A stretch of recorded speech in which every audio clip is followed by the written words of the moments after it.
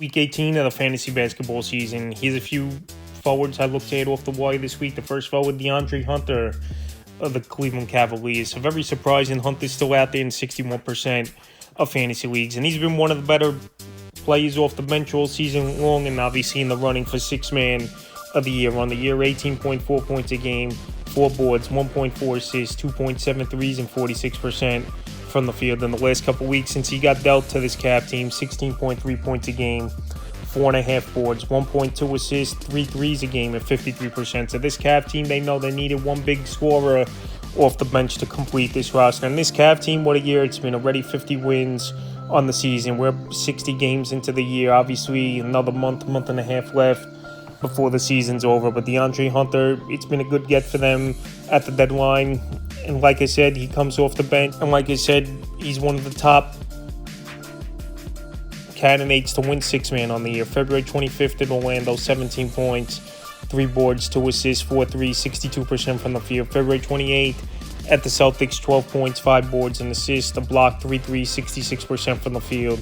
And March 2nd versus Portland, a monster game, 32 points, 7 boards, a steal, 5 threes, 53% from the field. So 3-point shooting, obviously scoring the basketball and rebounding, and field goal percentages with DeAndre Hunter is going to bring out there in 61% of fantasy leagues. And he fits this Cav team like a glove coming off the bench, and obviously playing with the first unit at times as well, where he can do a little bit of everything, and a versatile player is DeAndre Hunter. Next forward, Shaedon Sharpe of the Portland Trailblazers. Sharpe surprisingly still out there in 56% of fantasy leagues, and he's had a good year, 17.5 a game, 3.8 boards, 2.5 assists, 2 threes, and 44% from the field. But the last couple weeks, 20.3 points a game, 4 boards, 3.2 assists, 2.8 threes, and 47% from the field. So obviously, some of these guys on Portland having good seasons, but not many people obviously know about this Portland Trailblazer team. Exclude Henderson, he's been solid. Kamara and Shaedon Sharpe, especially last season, he was one of the hot waiver wire pickups towards the end of the year.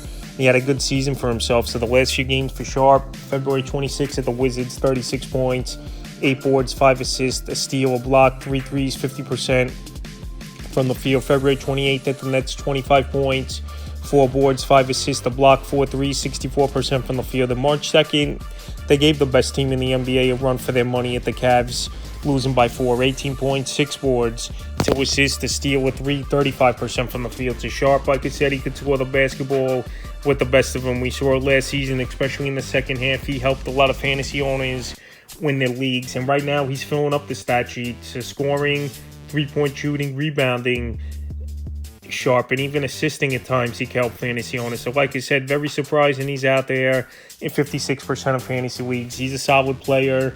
We've seen it last season. We've seen it now as well this year. And like I said, with Portland, just a lot of players unknown and not a lot of people familiar with this Trailblazer team. But they definitely got a good young nucleus. And I think Sharpe can help owners once again for the remainder of the year. Next forward, Aaron Wiggins of the OKC Thunder. So Aaron Wiggins, he's been a nice scoring option off the bench this season, especially over the last month of the year for this Thunder team. On the year, 11.5 a game, 3.7 boards, 1.6 assists, 1.7 threes, and 50% from the field. So he's a very consistent field goal shooter, where his numbers are great. To shoot 50% from the field is a big number for obviously not a big man. In the last couple weeks, 16.7 a game, 4 boards, 2 assists, 2.8 threes, and 52% from the field. So the sharpshooter Wiggins, he's found the groove, especially the last month of the year, hitting that 3-ball and being one of the better 6-men as well coming off the bench this year. February 26th at the Nets, 24 points, 5 boards, 3 assists, 2 threes, 57% from the field. February 28th at the Hawks, 13 points, 6 boards, 2 assists, 3 threes, 50% from the field. The March 2nd at the Spurs in a high-scoring game, 146-132 victory, 17 points,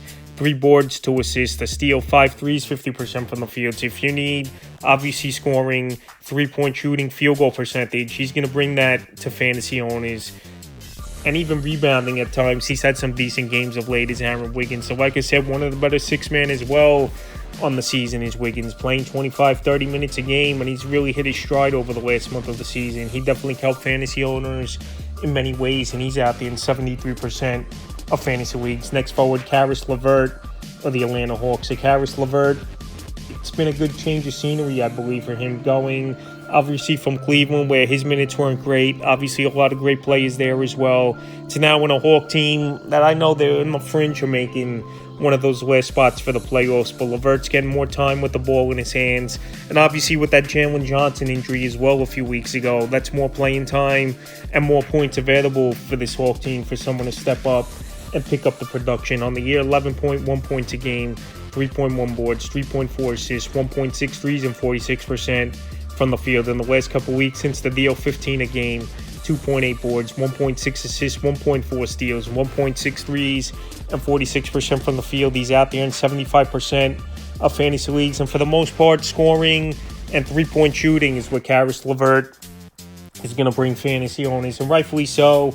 He's playing good minutes, anywhere from 28, 32 minutes a game. February 24th versus the Heat, 15 points, 4 boards, 2 assists, a steal, a 3, 41% from the field. February 26th at the Heat, 17 points, 2 boards, 2 assists, 2 steals, 3 threes, 50% from the field. And February 28th versus the Thunder, 23 points, 3 boards, 3 assists, 2 steals, 3 threes, 56% from the field. So he's going out there, he's scoring the basketball well.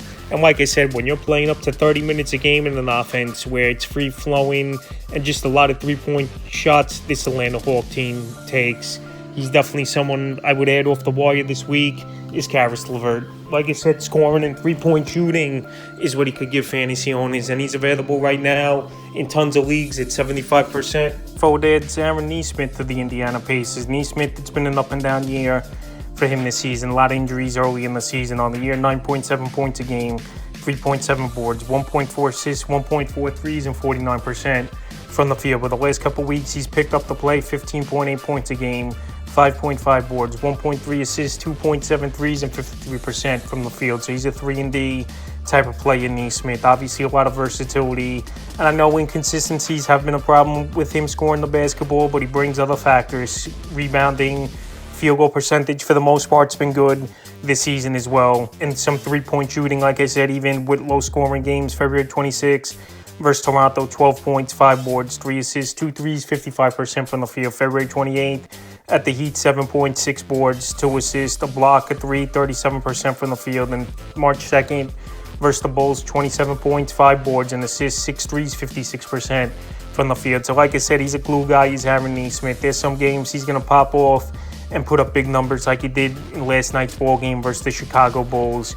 And this Indiana Pacers team right now, they're the 6th seed, but they're closing in on that 5th seed right now, right behind the Milwaukee Bucks. Aaron Nesmith, if he's healthy now, which I think he is, getting his legs under him, he could contribute, obviously, for this Pacers team, which he was big in their playoff run last season and now has some good fantasy value. In the final forward, I looked at off the Warriors, Bryce Sensabaugh of the Utah Jazz. I've said this all season long, this Jazz team going nowhere this year. Had some flashes early in the season, and now once again getting the good playing time with Lauri marking up.